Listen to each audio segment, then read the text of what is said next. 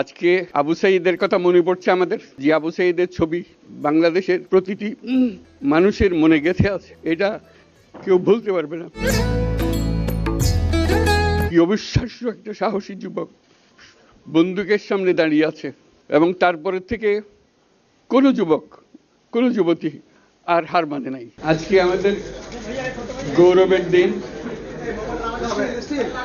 যে যে বিপ্লবের মাধ্যমে বাংলাদেশ আজকে নতুন বিজয় দিবস সৃষ্টি করলো, সেটাকে সামনে রেখে